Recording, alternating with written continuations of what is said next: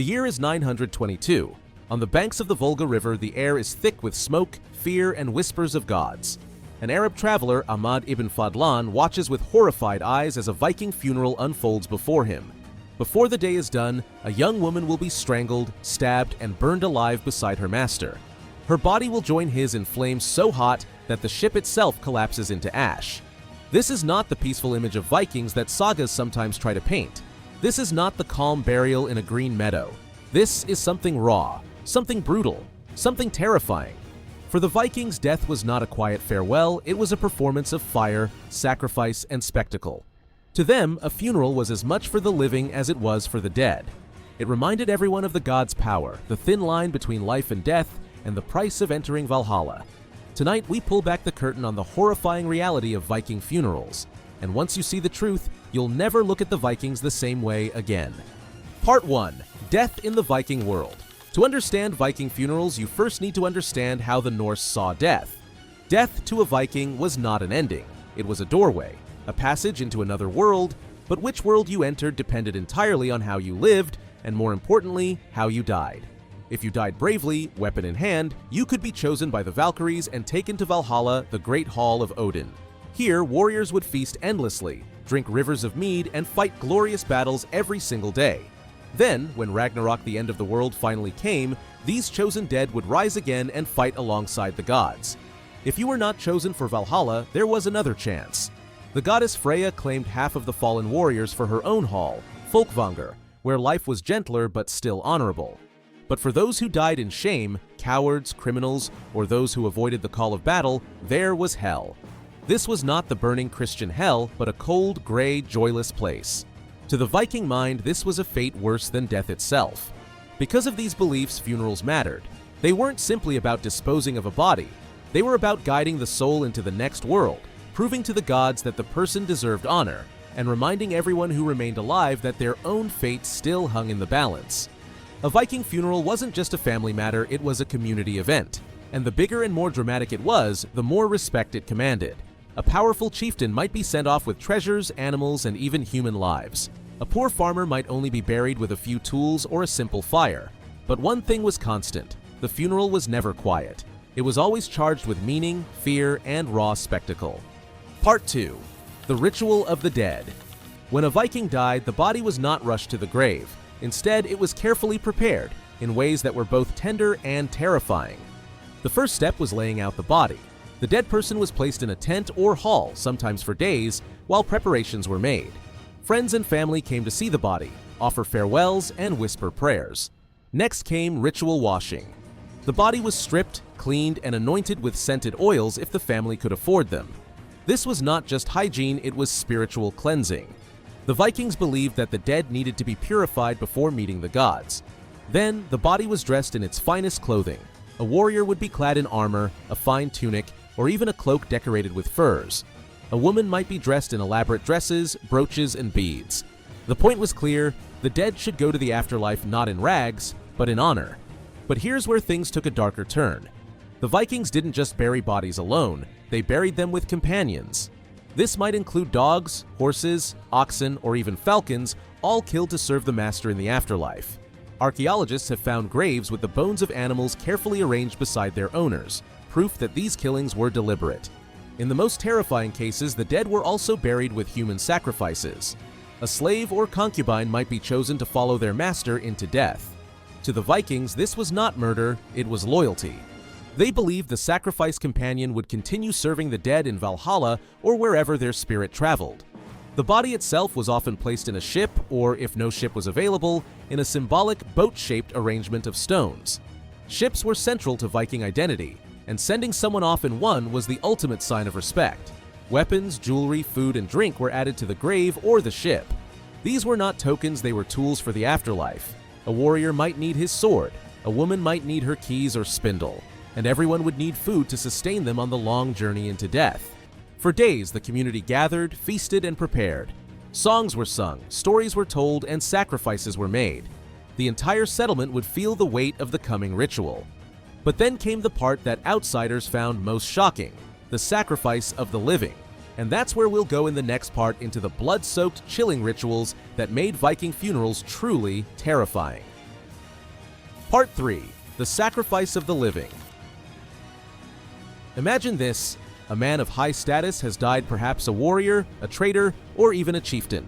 His body lies waiting in a tent, washed, dressed, and ready for the funeral pyre. Outside, the community gathers. They bring gifts, animals for slaughter, and offerings to the gods. But there is one other presence there that makes everyone whisper in fear: a slave girl. She is dressed in fine clothes, her wrists weighed down with jewelry. At first glance, it might seem like she's being honored, but everyone knows what her fate will be. She has been chosen to follow her master into death. This chilling scene was described in painstaking detail by the Arab diplomat Ahmad ibn Fadlan, who witnessed a Viking funeral among the Russes people along the Volga River in the 10th century. His account is the most graphic window we have into what really happened when human sacrifice was performed. The volunteer, or the chosen one. According to Ibn Fadlan, when a great man died, his household would ask his slaves, "Who among you will die with him?" Most would remain silent, eyes lowered, terrified to speak. But sometimes one would step forward. Perhaps she truly believed that to follow her master into the afterlife was an honor. Perhaps she had no choice at all. Either way, once she volunteered, there was no turning back. She was immediately elevated above the others. She was given special treatment, new clothes, jewelry, and endless cups of strong drink. The community wanted her intoxicated, numb to what awaited her. But even as she was celebrated, her fate was sealed. The days of ritual. For days leading up to the funeral, the chosen girl was treated like a bride preparing for her wedding. She moved from tent to tent, drinking with the men of the household. Ibn Fadlan records that she had sexual relations with several of them, as if binding herself to all who had served her master. This was not intimacy, it was ritual, a way to transfer loyalty, life force, and bonds of servitude into the afterlife. Meanwhile, the funeral ship was prepared. The dead man's body was laid inside, resting on cushions, surrounded by his weapons, his tools, and offerings of food and drink. Animals were slaughtered: horses, cows, even dogs, and their blood was splashed on the wood of the ship. Their carcasses were placed inside, as if ready to join their master on the long voyage to Valhalla. And always the girl was there, waiting, drinking, singing, laughing at times, though perhaps from nerves more than joy. Everyone knew she would not leave this world alive. The Priestess of Death. When the day of the funeral finally came, the most feared figure of all appeared, the Angel of Death. This was not a mythological being, but a flesh and blood woman, a priestess. She was old, strong, and utterly ruthless. Covered in dark garments, she carried the tools of sacrifice: rope, dagger, and knowledge of the rites. She alone would lead the girl into death. The Angel of Death took the girl by the arm and began the final ritual. The girl was lifted high above a wooden frame, almost like a doorway between worlds. She was given a cup of strong alcohol to drink, then lowered down again. This was done 3 times. Each time symbolized her passage first into death, then into the spirit world, and finally into the presence of the gods. As the crowd gathered, the girl was led into the ship, where the dead man's body lay waiting. She was laid beside him, her head resting against his chest, her body adorned as if for marriage. But then came the final horrifying act: the killing. The Angel of Death produced a dagger. 2 men grabbed the girl by the throat, strangling her until she lost consciousness. Then, in one swift motion, the priestess stabbed her in the chest, piercing her heart. In that moment, her life ended. Her spirit, the Vikings believed, was now bound to her master. Together they would travel into the afterlife, he to Valhalla, she to serve him forever. The crowd did not turn away. They did not weep. They cheered. The sacrifice was not seen as cruelty. It was seen as sacred, necessary, a guarantee that the dead man would not enter the afterlife alone. Ibn Fadlan himself, horrified, wrote, "I saw with my own eyes this dreadful thing, and I never imagined that human beings could endure such a sight." For him, it was barbaric. For the Vikings, it was divine. The pyre of smoke and fire. Once the girl was dead, the funeral reached its climax. The ship was set ablaze.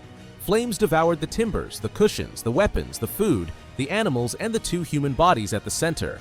Thick black smoke curled into the sky, a signal to the gods that a warrior had fallen. The people cheered and wailed, a mixture of grief and ecstasy. As the fire roared, the Angel of Death walked calmly away. Her task was finished. Another soul had been delivered into the hands of the gods. When the fire finally died, the remains were gathered. Ashes, bones, and charcoal were collected and buried beneath a mound of earth. From that day forward, the mound became a sacred site, a marker of the dead man's honor and power. The terror behind the ritual. It's easy to dismiss Ibn Fadlan's account as exaggerated, a foreigner shocked by what he saw, but archaeology has supported parts of his story. Graves across Scandinavia and beyond have been found with multiple human remains, sometimes women buried alongside men, with signs of violent death. In one grave, a young woman was buried with a broken collarbone, suggesting she had been struck down before burial. In others, the arrangement of bodies suggests deliberate sacrifice. The Vikings truly believed that human sacrifice gave strength to the dead. They believed the gods demanded blood, and in their world, where death was ever present, this belief shaped how funerals unfolded. Of course, not every Viking funeral was so gruesome. Sacrifices of animals were far more common than sacrifices of humans. But for the elite, the powerful, the warriors who wanted to show the gods their worth, nothing less than human blood would do. The lesson for the living. These sacrifices were not just about the dead, they were about the living. To the community watching, the message was clear. Life was fragile, death was near, and the gods demanded respect. To disobey tradition was to risk the wrath of Odin, Freya, and Hel herself. Funerals then were both terrifying and reassuring. They showed that the dead were honored, that their souls were guided, and that the community still stood strong in the face of chaos. But to outsiders like Ibn Fadlan, they revealed something darker. A society where death was not just inevitable, it was embraced. A society where terror and devotion walked hand in hand. Part 4. Burials versus burning. Two paths to the afterlife. The Vikings believed that death was not the end of the journey, it was the beginning of another voyage. But how that voyage began depended greatly on how a person's body was sent into the afterlife. And here lies one of the most haunting truths about Viking funerals. There was no single way to honor the dead. Some were buried beneath massive mounds of earth, their treasures locked away for eternity. Others were sent off in roaring flames, their very bodies turned into smoke that drifted toward the heavens. Both methods were terrifying in their own way. Both were designed to remind the living of what awaited them when their time came. The burial mounds, tombs of power and fear. When most people think of Viking burials, they imagine warriors placed in ships, set aflame, and pushed out to sea. But in reality, one of the most common forms of Viking funerals was burial beneath great mounds of earth. Across Scandinavia, these mounds still rise from the ground, green hills shaped by human hands, hiding graves beneath. To the Vikings, these were not just tombs, they were monuments of power. Inside, the dead were placed in wooden chambers, often resembling small houses. A warrior might be laid out with his sword across his chest, his shield beside him, and his helmet at his side. A woman might be buried with her jewelry, brooches, and keys, the symbols of her authority in the household. But these graves were not quiet. Archaeologists have uncovered chilling details inside Viking mounds. Multiple human bodies, often women or slaves, buried alongside the elite. Some show signs of violent death. Others appear to have been strangled or struck down. Just as with ship burials, sacrifice sometimes accompanied the interment. To the community, these mounds were reminders of power, but also of fear. They loomed over the land like watchful eyes, silent warnings that the dead were never truly gone. The ship burial, a vessel for eternity. Then there were the ship burials, the most spectacular and the most terrifying. A ship was the Vikings' ultimate symbol of freedom and strength. It was their weapon, their tool, their lifeline. And in death, it became their coffin. In some cases, the dead were placed inside an actual ship, hauled onto land, buried beneath a mound, and covered with earth. Other times, the ship itself was set ablaze, turning into a blazing beacon of fire and smoke. The message was clear. Death was a voyage, and the ship was the vessel that carried the soul across the unknown waters of the afterlife. Imagine standing on the shore as flames engulfed a funeral ship. The crackle of burning wood filled the air. The smell of charred flesh, animals, and offerings clung to the wind. Sparks flew into the night sky like spirits fleeing into the heavens. For the living, it was awe-inspiring, but it was also deeply unsettling, because in that moment, death was not hidden, it was displayed for all to see. The horror of the cremation pyres. Cremation was not unique to Vikings. Many ancient cultures burned their dead, but the Vikings turned the act into a terrifying spectacle. The pyre was not just about disposal, it was about transformation. Fire consumed the body, reduced it to ash, and carried its essence upward in thick black smoke. The Vikings believed the smoke itself was a message to the gods, signaling that a warrior or leader had arrived. But for those standing close, the experience was harrowing. Imagine hearing the bones crack and pop inside the flames, seeing bodies shift and curl as the fire devoured them. In the heat of the pyre, human flesh blistered and split, spilling fluids into the fire. The sound alone would haunt anyone who witnessed it. And yet, for the Vikings, this was not horror. It was holy.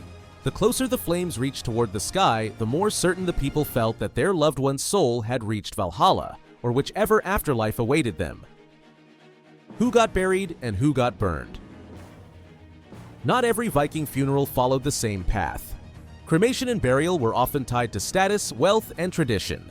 For powerful leaders, the ship burial was the highest honor, a costly display that showed the world their greatness even in death. For others, simple cremations on open pyres sufficed, with ashes buried in urns beneath small mounds. Sometimes families even combined both methods, burning the body first, then burying the ashes with grave goods. In some regions, burials dominated. In others, cremation was the norm. But always there was a sense of dread and awe. Whether a body was swallowed by earth or fire, the funeral was not just a farewell. It was a terrifying reminder that the gods were watching, that the dead were restless, and that one day, everyone standing there would join them. The superstition of restless dead. Another reason Viking funerals were so elaborate was fear that the dead might not stay buried. In Norse belief, the Draugr, a restless, undead spirit, was always a threat. If a funeral was not performed correctly, the dead could rise again. They would crawl from their mounds, dragging their decayed bodies into the night, seeking vengeance on the living. To prevent this, Vikings took terrifying precautions. Some bodies were pinned down with heavy stones or spears. Others were decapitated, their heads placed at their feet to stop them from walking again. Even burning the body to ash was seen as a way to make sure no ghost could return. This fear of the dead added another layer of horror to Viking funerals. The living weren't just mourning, they were protecting themselves from their own loved ones. The community's role, terror, and unity. Whether it was burial or cremation, Viking funerals were community events. People gathered from far and wide. They feasted, drank, and sang. But the joy was laced with dread. The funeral was a reminder that death was close, that the gods were merciless, and that their own fates might be just as grim. For children, it was their first glimpse into mortality, watching the flames devour flesh, or seeing a body lowered into the earth. For warriors, it was a rehearsal of their own destiny. For leaders, it was proof that even power and wealth could not defy death. Every mound raised, every ship burned, every body sacrificed was both a tribute and a warning. Which was more terrifying? So which was more terrifying, burial or burning? Burials held their own kind of horror. The thought of being buried alive in a cold, dark chamber surrounded by silence and earth was enough to chill anyone. Add to that the possibility of sharing your grave with sacrificed slaves or animals, and the mound became less a tomb and more a prison. Burnings, on the other hand, were loud, violent, and public. They exposed death in its rawest form. Nothing was hidden. Everyone saw the body twist in the fire, everyone smelled the flesh, everyone knew exactly what awaited them when their time came. In truth, both paths were terrifying, and that was the point. For the Vikings, funerals were not meant to comfort the living. They were meant to confront them with the reality of mortality, to terrify them into respecting the gods, honoring the dead, and preparing themselves for their own inevitable journey. Part 5. The final terror of a Viking funeral. The Viking funeral was never just about death. It was about fear, about spectacle, and about reminding every living soul who witnessed it that the grave or the pyre was waiting for them too. For the people of the Viking Age, death was not hidden away in hospitals or softened by ceremony. It was loud, violent, bloody, and unforgettable. And if you stood among them, if you had smelled the smoke of burning flesh, or watched a slave dragged screaming toward the knife, or felt the earth tremble as a mound was raised, you would have understood. Viking funerals were not designed to comfort the grieving. They were designed to terrify the living. The funeral as a performance of power. Every Viking funeral was theater. The body, the weapons, the animals, the sacrifices, the pyre or mound, all of it was staged. The living acted as audience, bearing witness to a story of death that reinforced the power of gods, kings, and warriors. When a great chieftain died, his funeral was as much about proving his dominance in death as it had been in life. His ship became a burning monument, his mound a mountain of memory. Even his slaves, forced to die with him, became unwilling actors in the play. But here's the most chilling part. These funerals were not only about honoring the dead, they were also about controlling the living, by showing that death was terrifying by making people watch the fire consume flesh or hear the cries of sacrifice. The Viking elite ensured loyalty, obedience, and fear. If this was how they treated their honored dead, how much worse might it be for their enemies? The gods were always watching. The Norse gods thrived on terror. Odin demanded warriors slain and sent to Valhalla. Freya claimed her share in Folkvanger. The sea goddess Ran was believed to drag the drowned to her hall beneath the waves. Even Hel, ruling over the dishonored dead, was a figure of dread, half woman, half rotting corpse. Funerals were offerings to these gods. The smoke, the sacrifices, the blood, every detail was designed to appease them. For the Vikings, the thought of angering the gods was worse than death itself. If a funeral was botched, if the right offerings were not made, the soul of the dead might wander restlessly, never finding peace. And worse still, the gods might curse the entire community. This fear turned funerals into spectacles of divine devotion. The living weren't just mourning, they were bargaining, ensuring that the gods would favor the dead and protect the survivors. The dead were never truly gone. One of the most terrifying beliefs in Viking culture was that the dead could return. The Draugr, the restless undead, haunted Norse folklore.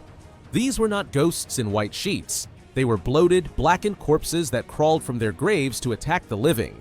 They could grow in size, wield weapons, and crush men with superhuman strength. And the only way to prevent such horrors was to bury or burn the dead properly. That is why graves were sealed with stones, why some corpses were pinned with spears, why heads were sometimes removed and placed between legs. It was not just superstition, it was protection. The funeral was as much about containing the dead as it was about honoring them. This fear gave every Viking funeral an added layer of horror. Because as the mound was sealed, or as the flames roared higher, there was always a whisper in the crowd. What if it wasn't enough? What if he comes back? The children who watched. We often forget one chilling detail. Viking children were present at funerals. They grew up watching death in its rawest form. They saw slaves sacrificed, animals slaughtered, ships burned, and bodies buried with weapons. They smelled the rot, the smoke, the blood. Imagine being a child, watching a screaming woman strangled beside your father's chieftain. Imagine hearing the bones pop in the fire. Imagine being told, "This is what will happen to you someday." Death was not hidden from them. It was carved into their minds from the very beginning. Perhaps this explains why Viking warriors became so fearless in battle. They were not strangers to death. They had seen it, smelled it, touched it since childhood. By the time they held a sword, the terror had already been burned into their souls. The horrors that lingered after the funeral. Even when the flames died out and the mound was sealed, the funeral did not end. The living carried the memories with them. The slaves' screams, the smell of charred flesh, the sight of blood soaking the ground. These images haunted them long after the rituals were done. In fact, that was the point. The funeral was supposed to scar the memory. It was supposed to remind everyone who saw it that death was not peaceful, it was violent, chaotic, terrifying. This way, every feast, every raid, every prayer carried the shadow of the funeral. The Vikings lived with death always at their side because they had witnessed it so closely. The legacy of terror. When we look back on Viking funerals today, we often romanticize them. We picture the lone ship drifting across a still sea, its flames reflected in the water, a majestic farewell for a noble warrior. But the truth was far darker. The ship wasn't always a romantic drift into the horizon. Sometimes it was hauled ashore and set ablaze, its flames blinding and brutal. The mound wasn't always a quiet resting place, it was a prison for the restless dead. And the sacrifices weren't symbolic, they were real. Human lives were taken, blood was spilled, and terror was spread among the living. That is the legacy of Viking funerals. They were not gentle send-offs, they were brutal, unforgettable displays meant to scar the mind, appease the gods, and remind everyone that death was not an escape. It was a confrontation with the unknown, a final vision. So imagine for one last time that you are there. The air is thick with smoke. A ship burns before you, the flames reaching so high they seem to lick the stars. The screams of the dying slaves, animals, perhaps even friends echo in your ears. The body of your leader twists in the fire, his sword glowing red before shattering in the heat. The crowd around you is silent, their faces lit by firelight, their eyes wide with fear. Children clutch their mothers. Warriors stand rigid, pretending not to tremble. You look at the flames and realize This is not just his journey. This is yours too. One day, you will be the body in the fire. One day, the gods will be watching you. The ship collapses inward, its burning timbers hissing as they fall into the black water. Sparks shoot into the night sky, vanishing into the darkness. And with them, the soul of the dead departs carried upward into eternity. The funeral is over, but the terror remains. Viking funerals were not noble, not peaceful, not serene. They were brutal, bloody, and terrifying. They were acts of power, fear, and devotion rituals that scarred the living as much as they honored the dead. If you lived in the Viking Age, you would not have been comforted by them. You would have been haunted by them. And that haunting truth is what makes Viking funerals unforgettable even today.